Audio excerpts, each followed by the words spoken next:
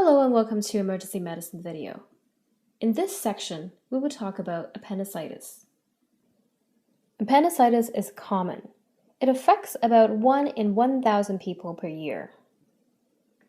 If you're working in the emergency department even for a short while, chances are you will see a case or two. We want to learn to diagnose it because delayed diagnosis can lead to perforation, and that can lead to increased mortality. But sometimes the signs and symptoms the patients have are not classic, and therefore it is tricky to diagnose them. In this video, we'll discuss the classic signs and symptoms of appendicitis. We'll also discuss how sometimes they're not classic. We will also talk about how we diagnose and manage it in the emergency department. What is appendicitis? Let's first look at the cecum and the appendix. Here is the cecum, and this is the appendix. Appendicitis occurs when the appendix lumen is blocked, either by food particle, lymphoid tissue, etc. Due to the blocked lumen, the pressure inside increases and blocks vascular drainage. The epithelium then breaks down and allows for bacterial invasion. That leads to inflammation and edema. As this progresses, the tissue infarcts. The perforation then spills the infected material into the peritoneum. Let's first talk about the classic symptoms of appendicitis. The classic pain for appendicitis is a two-step process. The first step often starts with a periumbilical or epigastric pain. This happens as the appendix lumen is distended. That triggers visceral pain fibers. The pain is often vague, and patient can describe this as dullness, an ache, or indigestion. Over the course of the next 4 to 48 hours, the pain can change. It classically migrates to the right lower quadrant. This happens as the inflammation triggers the somatic pain fibers. The pain is less vague and more localized in the right lower quadrant. Other associated symptoms can include fever, nausea, vomiting, typically after the pain started, and a loss of appetite. These are the classic symptoms in patients with appendicitis. Unfortunately, these classic symptoms only happen in about 50 to 60% of patients with appendicitis. Why is that? First, the pain may not be where we expect it to be because of changes in anatomy in patients.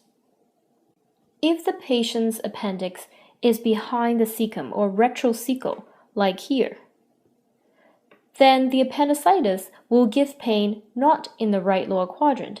It might go up to the right flank instead. Or it could be retroileal, so behind the ileum. If that's the case, that may irritate the ureter coming down, and that might cause pain in the testicle, in the suprapubic area, or even dysuria.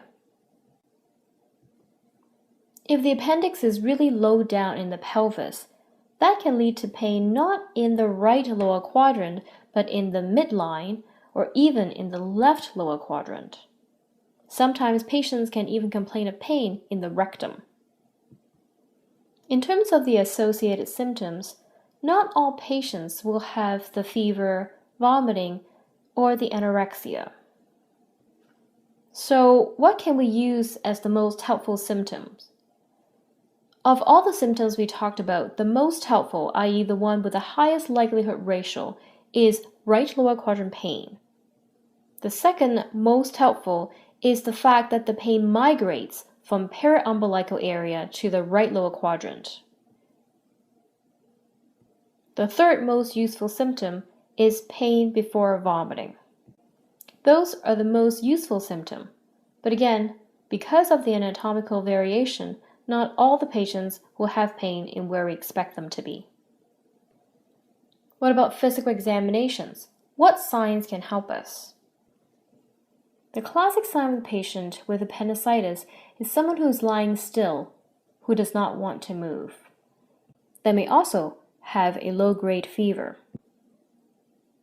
On examination of the abdomen, there is often tenderness in the right lower quadrant. Specifically, there will be pain in the McBurney's area. The McBurney's area, or the McBurney's point, can be found by drawing a line from the umbilicus to the anterosuperior iliac spine. Once you draw a line, the area is about either 2/3 from the umbilicus or about a half from the umbilicus if you bisect this line. This area is known as McBurney's point. When we palpate the abdomen, there should be involuntary guarding. That is, the muscle becomes rigid.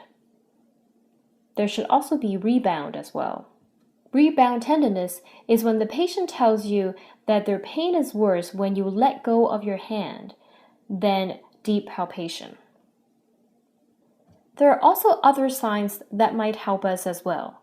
The first one is Rovsick sign.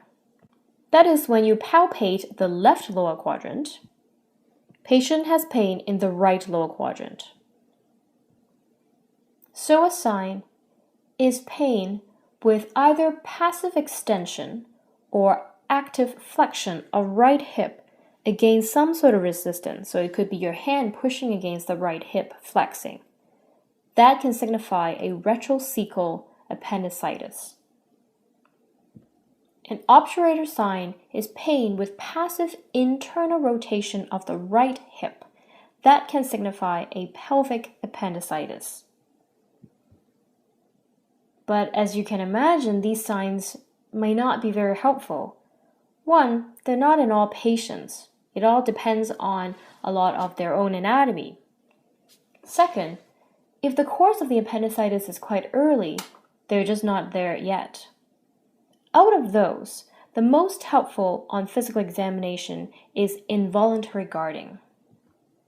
So you can do the physical examination in patients, but even if the tests are negative, we still cannot rule out appendicitis. Remember, this is a common disease, and if we miss it with a delayed diagnosis, it can really increase mortality. We also have a few trickier populations that makes it even harder to diagnose appendicitis. The first group are children and young infants. They tend to not understand and sometimes not able to tell us what it is that's bothering them. Not only do they not have the typical signs and symptoms, they have other symptoms such as diarrhea or limp that can lead us astray into other diagnoses.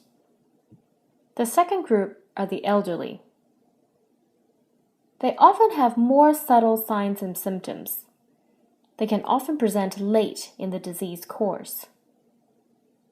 The elderly also tend to be on medication that can make their vital signs normal looking, even if they're not well. So let's say they're on a beta blocker. Even though they might be having appendicitis and their heart rate might be high, the beta blocker will make it look normal. The next group are the pregnant patient. In the pregnant patient, the uterus might be moving the appendix to an area that's no longer where it usually is, making the pain more atypical. The last group are the patients that we always worry about infection. They're the patients who are on medications that immunosuppress them. Either they are steroids or other drugs that suppress the immune system. Those patients may not mount the same typical response they would have if they have appendicitis. Those are the tricky population that we would want to spend a lot more time and probably more imaging on. Let's talk about diagnostic testing. First, we'll talk about blood work. Blood work can sometimes help us. Most patients with appendicitis will have a high white blood cell count. However, as we talked about before, not everybody will have it, and especially the elderly and patients who are immunosuppressed, probably not. Also, a high white blood cell count can be due to other infections as well, and therefore it's not sensitive or specific enough to be the only test that rules in or out appendicitis. We often do one, but you shouldn't rest on that. What other lab tests should we order? We should order a beta-HCG to check pregnancy status, a urine dip to rule out UTI, although you might remember a few slides back that sometimes the retroileal appendicitis can irritate the ureter to make you think that the patient's having UTI, and in those cases, you might even see a few white blood cells in the urine. Other tests we might see done also include things like a CBC, electrolytes, and creatinine to measure renal function. Let's move on to imaging. There's no role for X-ray unless there's a suspicion for bowel obstruction or a foreign body. Really, for appendicitis, the imaging choice boils down to between ultrasound and CT. How do these tests compare and how do we choose? Ultrasound will give us the answer whether there is appendicitis or not in about 80% of the patients. The radiologist will be looking for an appendix that's more swollen, the tip is non-compressible, remember it's obstructed, the wall which is thickened, or there is inflammation surrounding the appendix. Sometimes tenderness on scanning that area can also help them decide.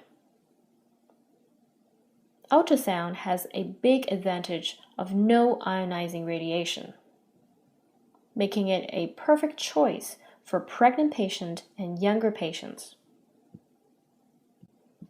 The problem with ultrasound is that it's very dependent upon the body habitus of the patient.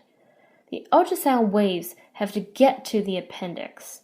If the patient's body habitus is obese, then the ultrasound waves have difficulty penetrating through adipose tissue. The higher the BMI, the more likely that the appendix is not well seen by ultrasound. Therefore, ultrasound would be the first choice for patients who are pregnant and younger patients with a normal BMI. CT is more sensitive than ultrasound in diagnosing appendicitis. The sensitivity is about 95%. The big advantage of CT is that in addition to diagnosing appendicitis, it can also diagnose other intra-abdominal conditions at the same time as well. The problem for CT is that, of course, it has radiation, and it often needs intravenous contrast, and therefore allergy and renal impairment can be a relative contraindication for CT scan. It has to be discussed on a case-by-case basis. How do we put this together for the diagnosis of appendicitis? If you have a patient who have classic symptoms with paraumbilical pain to the right lower quadrant, and when you examine them, they have true involuntary guarding.